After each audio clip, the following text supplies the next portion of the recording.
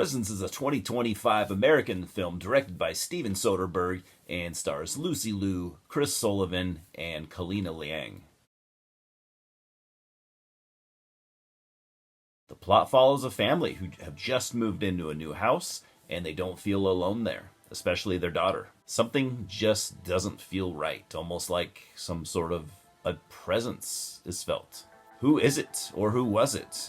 What does it want? Is it dangerous? This is a film I had been wanting to see, and it's also one that is going to be tough for me to review out of, fear of spoiling anything. That said, if you have seen the trailer or have read a single thing about this film, you clearly know that this is a ghost story. That part is absolutely no secret, but I still feel nervous about saying, anything like that out loud to you in a public forum. Another thing I have to say is that this was absolutely not what I expected, which at first kind of bothered me until I realized that I was actually okay with it. I mean, if you've seen any other reviews for Presence, you'll notice that a lot of people are saying that, hey, this just isn't a horror film.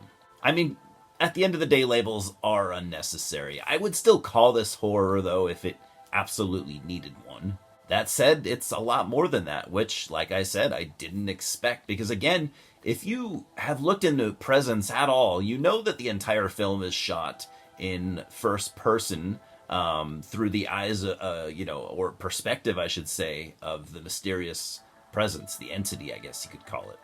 And I really have to say, I knew within, I think, less than a minute into the film that this was not going to be what I expected.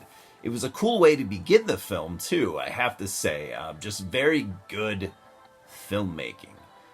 It was not only making me think, but, question the entire film in the first 30 seconds. Like, oh,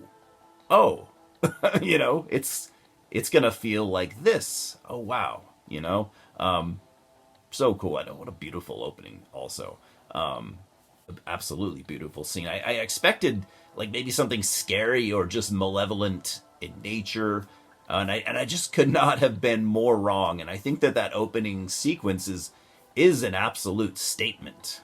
I just really got vibes of sadness, and that the entity is trapped inside the house and maybe doesn't know what to do or where to go, and dare I say, maybe even feels lonely.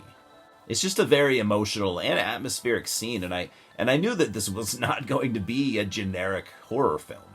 At its core, actually, it's a family drama, one that is very well written and very well acted. So much that you could easily take out the ghost story and still be left with a very good film. One thing that bothers me about a lot of movies, and believe me, you will see me complain about this pretty often, you might already have, is characters that have no on-screen chemistry with each other. And this especially bothers me with family characters, but here, you could have shown me a shot of these characters doing anything, and I would have instantly guessed that they were a family. This actually has become, over the years, a huge deal for me, so I'm really happy to report that. Like I said, the performances are good. Which is important since this is, a single location film, and it almost really entirely focuses on the family inside the house. It's important that everyone carries their weight, and they do. There's a lot of family dynamics here, and there's a lot of tension, and you really, really feel it. The first-person perspective almost gives it a found footage feel, which I totally didn't expect. So it gives it kind of this intimate, sort of feeling. Like most families, this one has their fair share of problems, to say the least. And you can tell that they aren't as happy as they probably once were. A lot of this seems to stem from the mom, played by Lucy Liu. She's intentionally unlikable, and I love that, nothing is ever spoon-fed to you here. It's just really, really good writing. I know I've said it already, and I'll probably say it again. The son, he takes after his mom. He's arrogant, and he's cruel, and not surprisingly, he's really close with his mom. The daughter is the complete opposite of him, and this causes them to kind of clash a lot.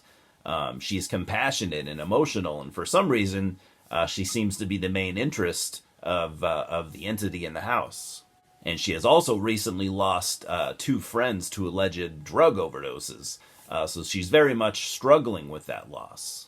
Also, as to where her brother is, very similar to his mom, she's like her dad, played by Chris Sullivan. And I gotta say, he is by far my favorite character here. Maybe it's because I'm also a dad. He's definitely the glue that holds this family together, and if it weren't for him, they would have likely fallen apart by now. He has to deal with whatever his wife seems to always be up to. He has to deal with the disappointment because of, what a shithead his son is. And he also has to try and help, guide his daughter through what she's going through. It's a lot, and he's just like a really good guy. To tie it all together, there's numerous twists at the end that I did not see coming, and I just liked this movie more, as it went along. If you took out the family storyline, it would have been just a generic ghost story, on its surface. But that does kind of represent this film. Simple on the outside, but with a lot of textures.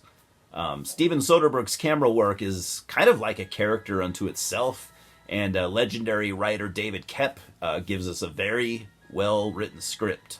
I can't say that enough. The budget was surprisingly low at $2 million, but that kind of speaks to the film's simplicity. And at an hour and 25 minutes, it's a very tight story. I'm giving Presence a 7.5 out of 10. I really liked this one. It's always cool to walk into a movie expecting something and getting something completely unexpected. Cheers, guys, and I'll see you at the multiplex.